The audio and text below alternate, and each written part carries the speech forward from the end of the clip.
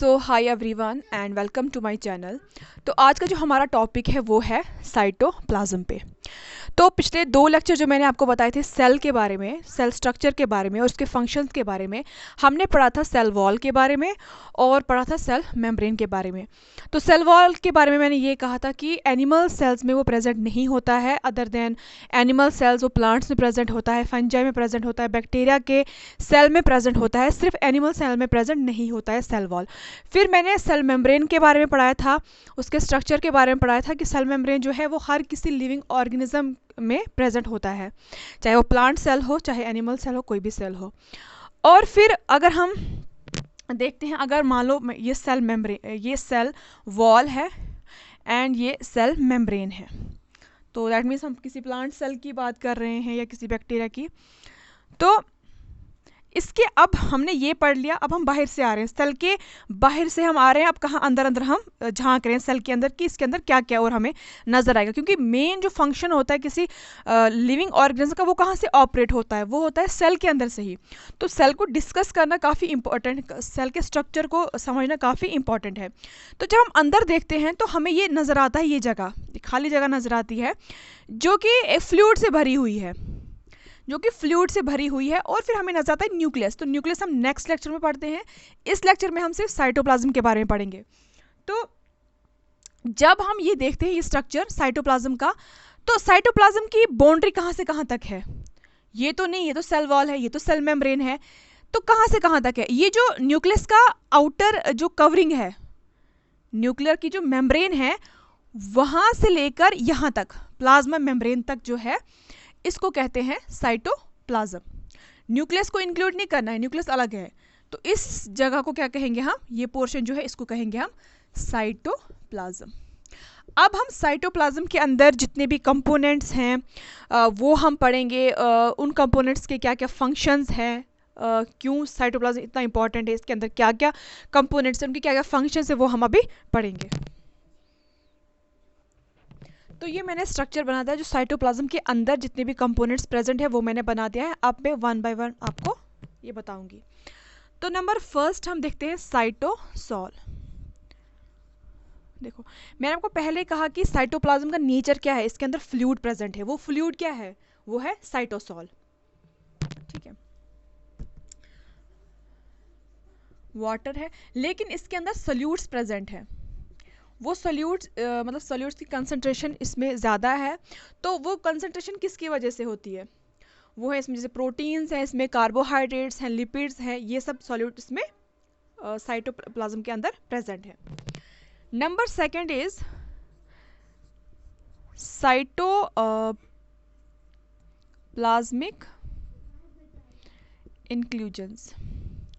जो मैंने आपको बताया कि इसके अंदर क्या क्या है, ये प्रोटीन्स हैं, इसके अंदर प्रोटीन्स के जो फंक्शंस हैं, प्रोटीन अपने फंक्शन करता है, कैरी करता है मॉलिक्यूल को from one side to another side. ठीक है, प्रोटीन्स है, लिपिड्स है। लिपिड जो है, लिपिड का जो खास काम क्या है, जो सेल मेम्ब्रेन है वो किसकी बनी है, मेनली वो लिपिड की बनी है। प्रोटीन कार्बोहाइड्रेट्स की बनी, लेकिन ज़्यादातर किसकी बनी है, वो लिपिड की बनी है। लिपिड है, कार्बोहाइड्रेट्स है। तो कार्बोहाइड्रेट्स की वजह से क्या हमें प्रोवाइड होता है, एनर्जी प्रोवाइड हमें होती है। ठीक है, ये सब है। पिगमेंट्स हैं, पिगमेंट्स प्रेजेंट है, जैसे हमारी बॉडी के अंदर मेलानिन एक पिगमेंट प्रेजेंट होता है, जिसकी वजह से हमारा जो कलर है वो थोड़ा सा डार्क हो जाता है। जब हम धूप में बैठते हैं तो उस टाइम पे जो स्किन का कलर है थोड़ा सा डार्क हो जाता है, वो किसकी वजह से होता है, मेलानिन की वजह से। तो ये जो मैंने ये डॉट्स बनाए हैं, दिस ये हैं साइटोप्लाज्मिक इंक्लूजन्स। ये लिपिड्स हैं, प्रोटीन्स हैं, कार्बोहाइड्रेट्स हैं, पिगमेंट्स हैं। ठीक है, तो आप देख लो जितने भी इंपॉर्टेंट बायोमोलिक्यूल्स हैं, जितने भी इंपॉर्टेंट बायोकेमिकल्स हैं, वो कहाँ पे हमें नज़र आ रहे हैं, वो नज़र आ रहे हैं हमें साइटोप्लाज्म के अंदर। तो साइटोप्लाज्म एक इंपॉर्टेंट प्लेस बन जाती है इन सब चीज़ों के लिए। तो यहीं से जो है एक्टिविटी परफॉर्म करते हैं। फिर आगे नंबर थर्ड कंपोनेंट क्या है इसका, cytoskeleton. Cytoskeleton, cyto means cell, skeleton means ढांचा। तो देखो जैसे हमारी बॉडी है, अगर हमारी बॉडी के अंदर स्केलेटन प्रेजेंट नहीं होगा, हड्डियाँ प्रेजेंट नहीं होंगी, बोन्स प्रेजेंट नहीं होंगे, तो आप इमेजिन कर सकते हो कि हमारी बॉडी किस तरह से होगी। मस्कुलर टाइप की होगी, जो चल नहीं सकती, बिल्कुल एक जगह रहेगी, बिल्कुल मतलब उसकी शेप नहीं कोई होगी उस बॉडी की, तो कोई स्ट्रेंथ नहीं होगी उसमें, ठीक है। तो सेम इसी तरह सेल के अंदर भी एक एक स्केलेटन है, बट इसमें बोन्स नहीं है, ऐसा नहीं होता है। लेकिन इसके अंदर क्या होता है, इसके अंदर प्रेजेंट होते हैं माइक्रो ट्यूब्यूल्स, माइक्रो फाइब्रिल्स और इंटरमीडिएट। तो माइक्रो फिलामेंट है एंड इंटरमीडिएट फिलामेंट। तो माइक्रोट्यूब्यूल मतलब इनकी जो शेप है वो ट्यूब जैसी है, ठीक है। फिलामेंट इनकी जो शेप है वो फिलामेंट जैसी है, और इंटरमीडिएट फिलामेंट मीन्स कि इन दोनों की शेप का इंटरमीडिएट, इन दोनों शेप के बीच का एक शेप। तो अगर आप ये स्ट्रक्चर देखोगे यहाँ पे, ये मैंने ड्रॉ किया स्ट्रक्चर साइटोस्केलेटन, ये इस तरह के माइक्रोट्यूब्यूल्स, माइक्रोफिलामेंट्स, ठीक है। तो ये जो है ये एक किस्म का सेल को स्ट्रेंथ प्रोवाइड करते हैं, सेल को एक शेप देते हैं, वरना सेल बिल्कुल ऐसे होगा। तो इससे क्या होता है कि सेल जो है इसकी प्रॉपर शेप रहती है, और इसके और भी फंक्शन है। इसमें मोटर प्रोटीन्स प्रेजेंट होते हैं, मोटर मीन्स जो मूवेबल होते हैं, यहाँ से वहाँ चलते हैं। हो गया 3। और फिर उसके बाद इसमें है, और फिर लास्ट आप देखो मैंने यहाँ पे कुछ स्ट्रक्चर ड्रा किए हैं, जैसे माइटोकॉन्ड्रिया है, एंडोप्लाज्मिक रेटिक्यूलम है। इनको क्या कहते हैं, जो सेल साइटोप्लाज्म के अंदर छोटे छोटे ऑर्गन्स होते हैं जो काफ़ी फंक्शंस जो है परफॉर्म करते हैं, उनको कहते हैं ऑर्गेनेलीज। तो जैसे माइटोकॉन्ड्रिया हुआ, एंडोप्लाज्मिक रेटिक्यूलम हुआ। माइटोकॉन्ड्रिया का क्या फंक्शन है, माइटोकॉन्ड्रिया का फंक्शन है ये एनर्जी प्रोड्यूस करता है।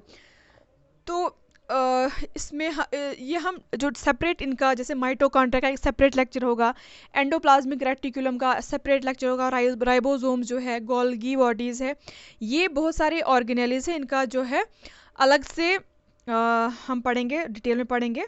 तो आप ये याद रख लो कि इसमें क्या क्या कंपोनेंट्स हैं। साइटोसॉल है, फ्लूइड है इसके अंदर प्रेजेंट है, साइटोप्लाज्मिक इंक्लूजन्स है, प्रोटीन्स हैं, लिपिड्स हैं, कार्बोहाइड्रेट्स हैं, पिगमेंट्स हैं, मीन्स कि जितने भी बायोकेमिकल्स हैं वो साइटोप्लाज्म में प्रेजेंट है। नंबर 3 हमने देखा साइटोस्केलेटन इसका। तो साइटोस्केलेटन किस किस का बना है, माइक्रोट्यूब्यूल्स का, माइक्रोफिलामेंट का, इंटरमीडिएट फिलामेंट का। और फिर हमने देखा कि साइटोप्लाज्म के अंदर ऑर्गेनेलीज प्रेजेंट है जो कि अपने अपने फंक्शन करते हैं, जैसे माइटोकॉन्ड्रिया हुआ, एंडोप्लाज्मिक रेटिकुलम हो गया, एटसेट्रा। हो गया ये इसका स्ट्रक्चर। अब हम आते हैं इसके फंक्शंस पे कि साइटोप्लाज्म का क्या फंक्शन है ओवरऑल। तो अब हम आते हैं इसके फंक्शंस पे। तो काफ़ी सिंपल फंक्शंस है जो हमने कंपोनेंट जब हमने पढ़े तो उस टाइम हमने इसके फंक्शंस भी साथ साथ में पढ़ लिए थे, बट फिर भी मैंने अलग से सेपरेट लिखा है। साइट ऑफ जो सर्टेन मेटाबॉलिक एक्टिविटीज़, जितनी भी मेटाबॉलिक एक्टिविटीज़ होती है, मींस एनर्जी यूज़ हो रही है, एनर्जी रिलीज़ हो रही है, तो एक अच्छी जगह यहाँ पे इनको मिल जाती है मेटाबॉलिक एक्टिविटीज़ करने के लिए। Number 2 store house of biochemicals. तो आप अभी मैंने आपको बताया कि साइटोप्लाज्म के अंदर कितने कौन कौन से बायोकेमिकल्स हैं। तो ये जो साइटोप्लाज्म स्टोर हाउस है, इसने यहाँ पे से स्टोर करके रखे हुए हैं। साइटोस्केलेटन का मैंने आपको बताया फंक्शन क्या है, और ये जो साइटोप्लाज्म है ये एक सूटेबल एनवायरनमेंट प्रोवाइड करता है for organelles to perform their specific function, and यहाँ पे जो है प्रोटीन सिंथेसिस होता है। तो ये था साइटोप्लाज्म का स्ट्रक्चर और इसका फंक्शन। तो नेक्स्ट लेक्चर में इंशाल्लाह हम जो इसकी होगी ऑर्गेनेली, उसके बारे में हम डिस्कस करेंगे। So thanks.